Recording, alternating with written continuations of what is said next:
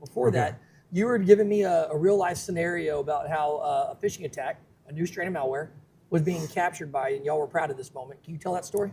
Yeah, so we were doing some kind of research on our data and trying to surface some information that we learned. So we found there's a system called a Tycoon 2FA, kind of like a malware system or a phishing as a service. So now the bad guys don't have to invent this themselves. They can just purchase it from somebody like a subscription model, just like you would buy Netflix. So they'll pay monthly for access to this malware service, which is really scary. But And brilliant. yeah, brilliant. Yeah, great business move. Right. So we noticed there's about 11,000 domains that had this pattern.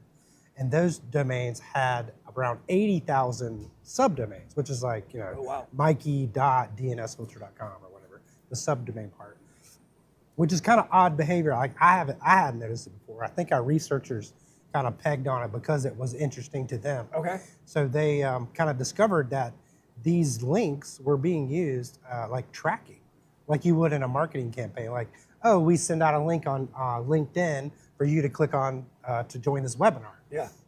So you want to know who that was and how good LinkedIn performed and that type of stuff. Well, the bad guys were doing this with subdomains. It looks like they were tracking people and targeting them specifically based on the 80,000 list of domains that they had that were unique. Really? So you can send like james.malware.com link to you to see if you get infected. So phishing, looks good. You click on it, you think you're going somewhere, but double down. This looks very legit after you click on it. It's the subdomains that are the actual mal part of it. Yeah, the tracking piece. And behind them, they were all the same.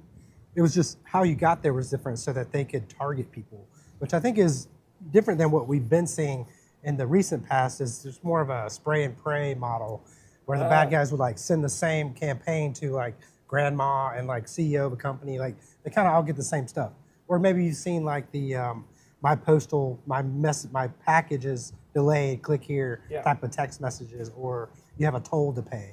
Like those are kind of the spray and pray method. Well, this scenario was very targeted and people were getting infected. Well, they weren't getting infected, but they were clicking. And by categorizing that as malicious, when people were clicking on it that had your product, they were instead getting a page saying, not so fast. Like, I wouldn't do that. What are you talking about? Like, I don't click on those. You have to pay your toll text messages, but someone in your company does. So yeah, we've seen those, the ones that to us sound simple. Like, why would you respond to, hey, the CEO needs you to buy a bunch of Apple gift cards for a meeting. They need them urgently, bring them now. Exactly. But it happens. Yeah. You didn't hire dumb people, but sometimes smart people do dumb things. Maybe me too. Maybe you and me. Maybe we eat really hot chicken wings. Maybe we could, put this right in the middle of that type of category.